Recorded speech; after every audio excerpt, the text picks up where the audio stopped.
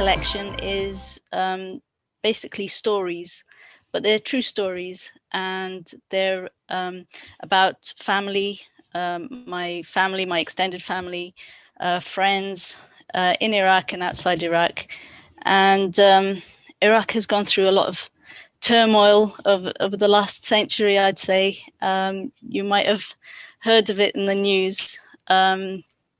So a lot of how those incidents have affected different families are included in the book as well. So I'm going to start with the first poem of the book, which is called The Storyteller.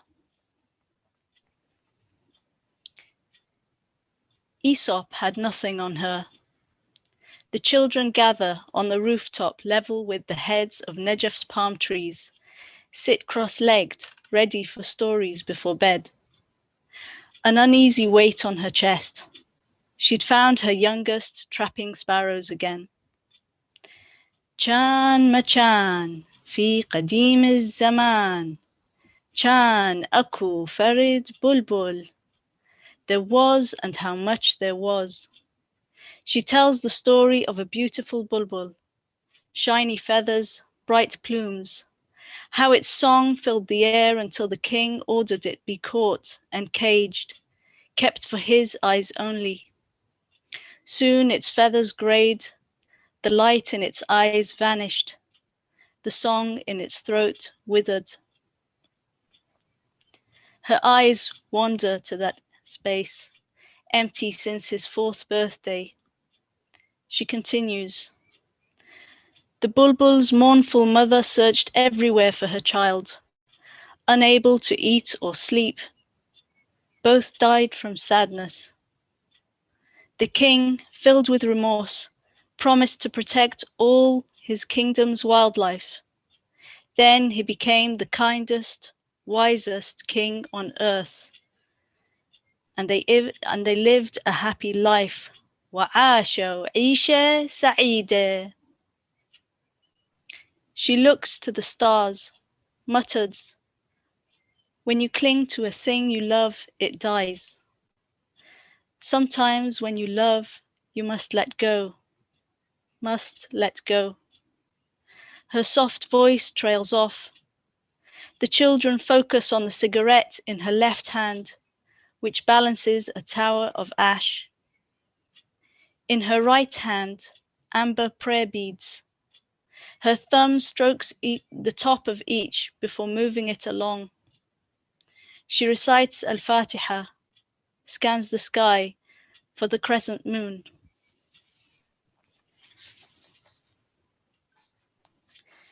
So this next poem now is actually the central poem of the collection. It's called The Reed, Flute and I, and it's based on a poem by Jalaluddin Rumi called The Reed, Flute, Lament. So this is my response to that poem. The Reed, Flute and I, after Jalaluddin Rumi. As the reed flute sings, you weep your sorrow. Your heart still beats in the place you left. The weight of your yesterdays that were once tomorrows halves you, just like the day the reed was cut, pulled from its bed, carved to carry the breath of the carver, to ears held far. Its inhale is your exhale, as if straight from your own chest. Its wails redden your eyes. Its larynx speaks your exile. The same parting that split the reed from its bed brings you together, and you can't know until you've always known. When they said farewell, you bled so long, knowing you would not farewell, and still only long for the place your heart comes from. Reading in tongues, all music yearns for home.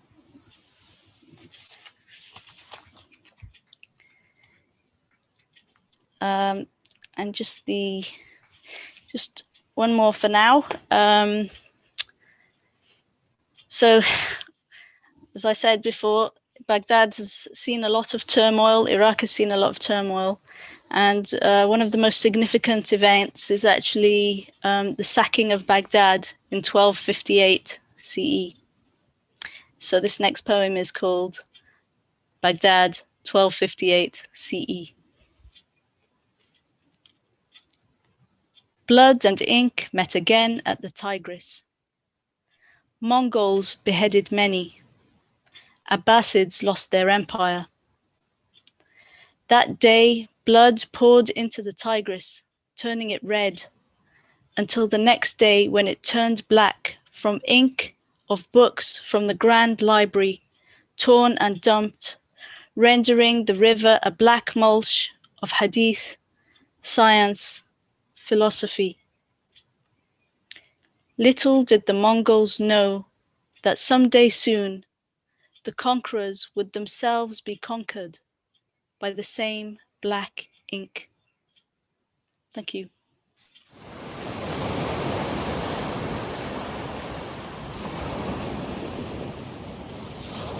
This first one, I know I wanted to do comedy, and then I became a dentist, and then I retired, and a long story. But one other thing I really enjoy is photography.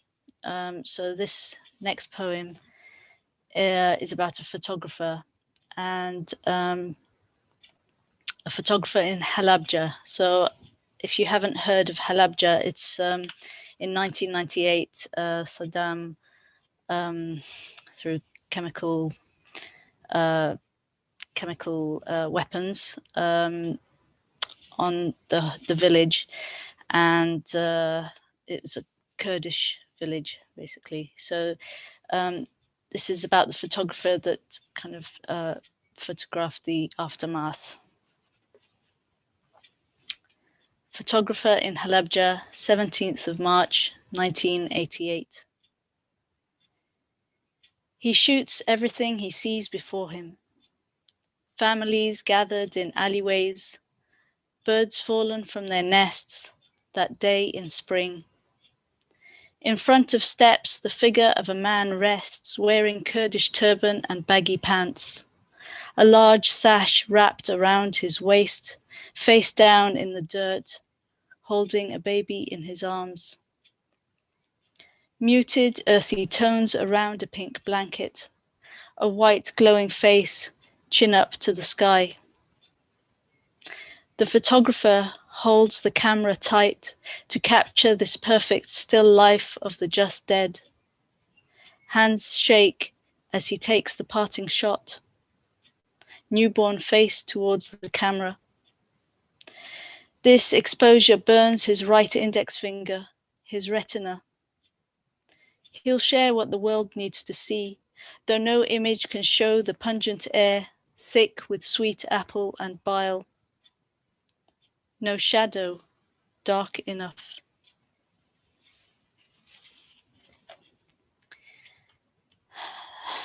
Sorry, I did say some of these poems are quite heavy. This next one is, although my dad wanted to remain anonymous, so I guess I'll say this isn't about my dad, but this is called The Student.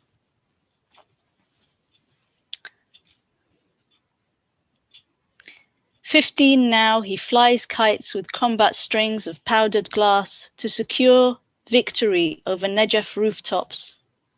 He breeds bulbuls, swims in a caustic soda pool, runs through cemeteries to be chased by rabid dogs. Thrill seeker with the zeal of youth, pompadour hair, swagger like James Dean, he's a rebel without a cause until the cause finds him in 1963. A massacre he writes about in his school essay. His bloodline might have ended then in a pool of blood, but for a teacher risking his own bloodline by not informing on the student traitor. Returns the essay, see me after class. A quiet word with the boy's father of the hot acid their Iraqi Jimmy might land them in. For all their sakes, he's told to keep his head down a few more years. Soon enough, he'll leave Iraq, study pharmacy, listen to Engelbert Humperdinck, Tom Jones, Malcolm X, Muhammad Ali. He'll hitchhike across Ireland with a friend from Hong Kong, sing Quando, Quando, Quando in a Bradford pub, work in a dairy in Halifax, drinking all the gold top he can, and learn very quickly never to give his real name.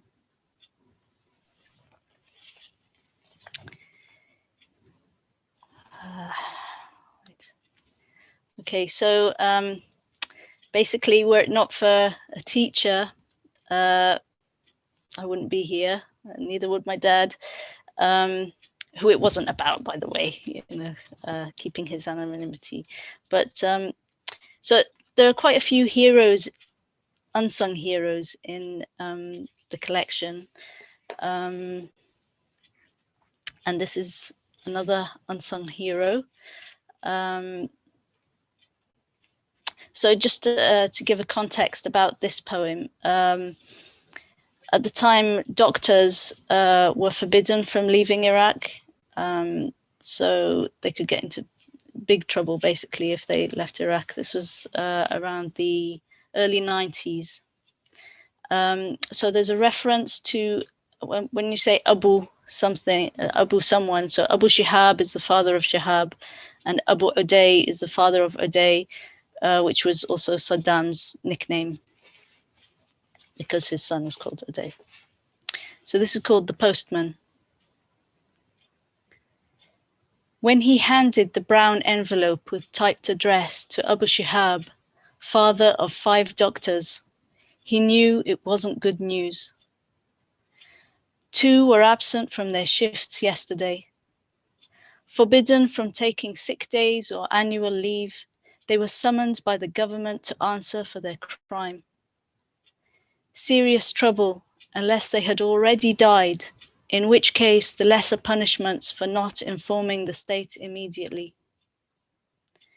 Abu Shihab had not slept for days, knowing 2 of his sons had already embarked on a journey to escape Iraq by road to Jordan, with passports stating they were merchants, not doctors. An unknown fate in another land loyal to Abu Uday.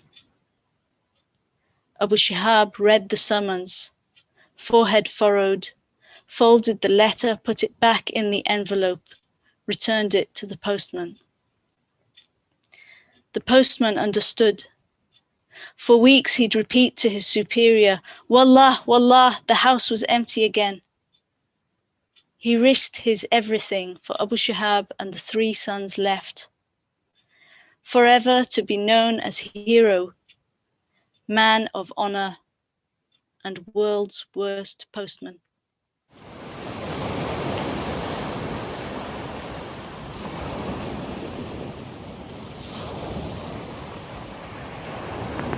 So, this next poem, let's find it.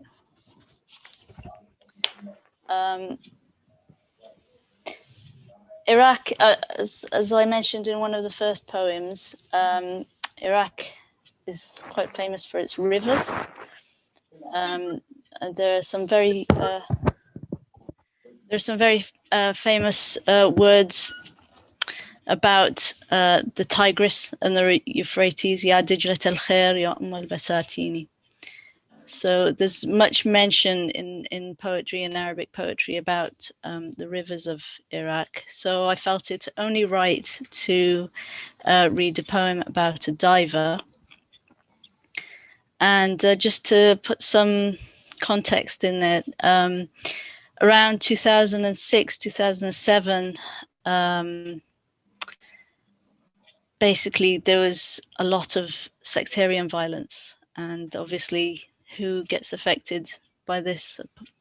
It's the civilians. So this poem is just talking about that time.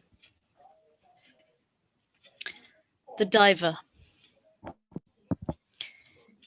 It's no coincidence that he was born in March. Pisces, romantic who loves to swim. He's been called by the government for his services again.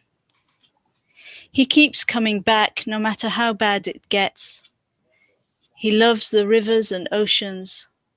Despite no-go zones, barriers, and metal nets, he can't help but return to the Tigris and marvel at how she can give and take, bend and curve, kiss the Euphrates at the marshes, cry at what they hold. Today, he holds his breath in his hands, feels the skin-to-skin connection as he finds another body, this time with no head. He loosens it from the Tigris tangles. Baghdad 2007 has been difficult. The man with no head will be buried tomorrow in an unmarked grave if no family comes for him. Another lonely janazah prayer. Dragged up, it shows hands tied behind the bullet-ridden back. The diver will probably find the family or head downstream somewhere. The diver's own family wants to leave Iraq. They say he's a dreamer. Tell him there's no hope left, no point in holding his breath, hoping for peace. But he knows the Tigris has been black and red, seen much worse than this, yet forgives. Besides, he says, I can hold my breath for a very long time.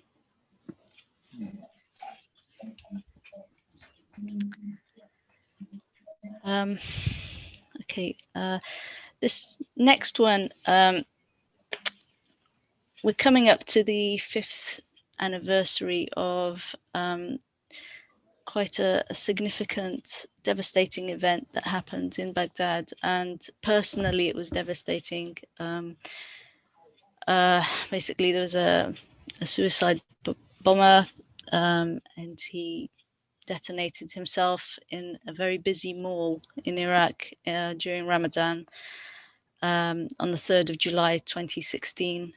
So it was known as the Cwrw bombing. And there's a section in the book that deals with that.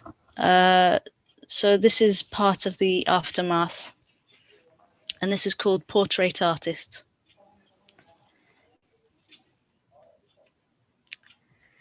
She draws the same photo through strokes of charcoal, strengthens lines to hold him close. Sketching mistakes are easier to erase, yet she still can't get a true likeness. The soul who took every room with him and left each chamber of her heart empty. Just like when his mobile ringtone became the means to find him and his friends. It is as if he knew how this photograph would be used 3 weeks shy of his 15th birthday. He wears a black t-shirt, his fringe flipped to the left, the lighter part of his hair spiked up. He looks past the camera, gives a suitably solemn smile for the image to accompany the poems and eulogies in each room. The blue and green balloons behind him have been obscured since that day by black banners and white prayers. She knows she'll always feel the heavy waves as she tries to capture his eyes, the curves of his face. She draws a portrait of shadows and shapes of carbon in a landscape now without color. Even without the photo, she sees his face at every turn.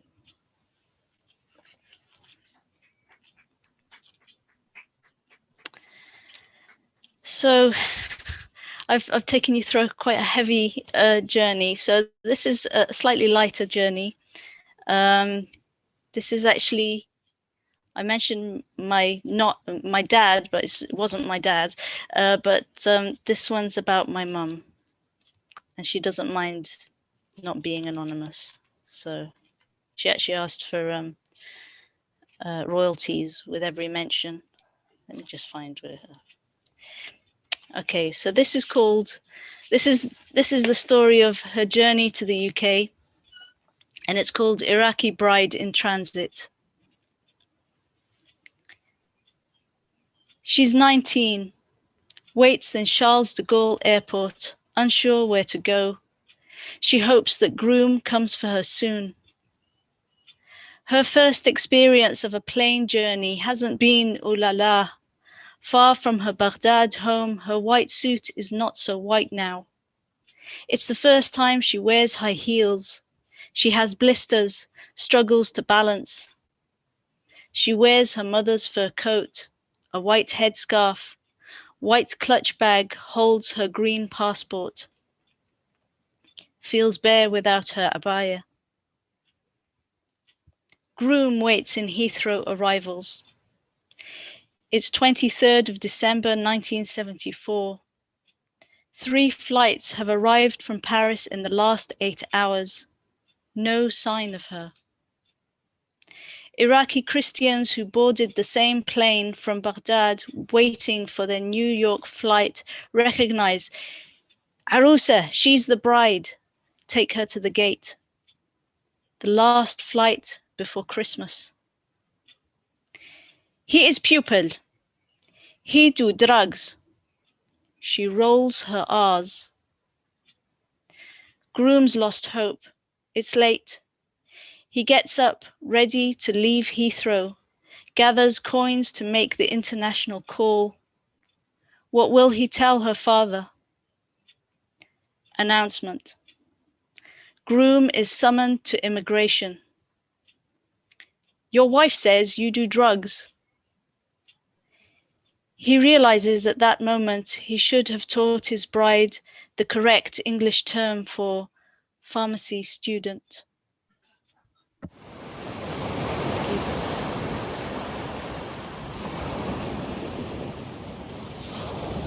Great, okay, so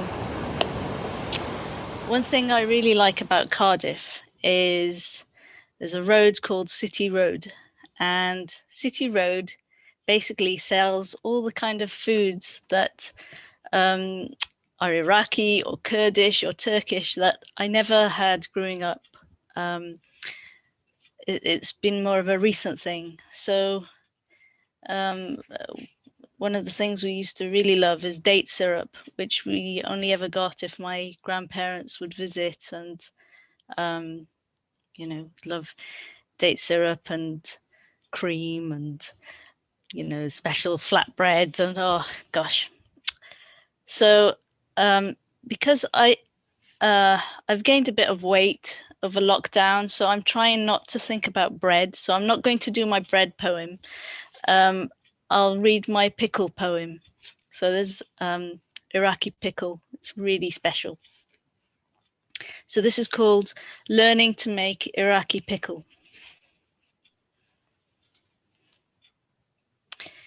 He knows it won't be the same, but still watches the video on repeat. He'll rewind and pause, write instructions in his green book, loosen the cobwebs of his Arabic hand. 11 minutes and 18 seconds. A video in Arabic that lasts 4 hours. Play, rewind, pause, rewind, pause. He watches as she holds and slices turnips, cauliflower, and cucumber. Her soft voice, the same accent. Any type of vinegar, she says. She must also be an exile. Each time she pours, like his mother, she says, Bismillah, in the name of God. He closes his eyes, hears the birds at sunset, smells baked samoon bread, fried aubergine. On his tongue, the sour sweet of cucumber, warm from the bastuga jar on the flat roof.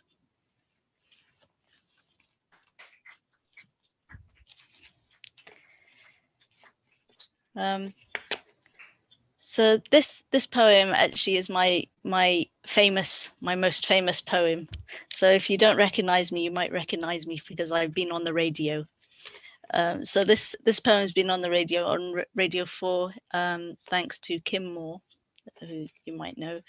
And it's about, I was going to call it actually Hiraeth, which I'm sure could be an Iraqi word, but it's actually a Welsh word, which I'm told means the heart's yearning for home. But I didn't call it that in the end. I called it Yet He Remembers Baghdad, after Edward Thomas. He has dementia, yet he remembers Baghdad. Hippocampus shrunken, he forgets other names. The time of his wife's final breath is engraved, yet he forgets who else went and who came. He folds tissues. He clears his throat. The aged epiglottis can't tell water from air. He saves newspapers and empty crisp packets. His hearing aid whistles as he sighs and stares. Ink on his fingers, he annotates photographs to remind himself and others of who he is. Writing his name on each black and white image, he forgets which of the 5 sons he lives with. He tightens a robe around his shadowed form, quoting Jawahari's lines, 2 rivers and blessed sands. As rain taps the window, he yearns for the dusty sky, where clocks tick loud, his own promised land.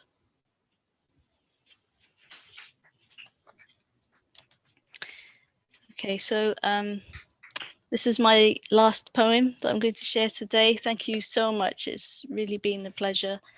So in the previous poem, I mentioned Jawahari's lines. Jawahari was a very famous Iraqi poet who wrote very well-known lines, Salamun ala hadabat al-Iraqi, which means peace be upon the hills of Iraq. And he passed away in exile in 1997. So this poem is called The Love Letter, and it's in response to his poem. So The Love Letter, after Muhammad Mehdi al-Jawahari. Thank you so much for listening, everyone. Beloved stranger, upon your hills be peace, and your birds and your moons and 2 rivers. There is such deep sorrow in your song of praise, beneath your clays and earths, the bodies of lovers. Blessed are their tongues, which spoke truth through pain, their dry throats once filled with dust, now light. Gardens live their sweetness, feed each date and fig in God's names. Blessed be your reed beds and palm trees, your curves and marshes. Since the grief you tasted, may you breathe the healing sought. May goodness flow from you, be solace for those who seek. Blessed be your skins and inks, the wisdom prophets taught, imbibe light through each leaf, each track, each breeze. Homeland, cradle, peace be upon you, be whole, be honored, be open, be still, peace for all. Thank you so much for listening.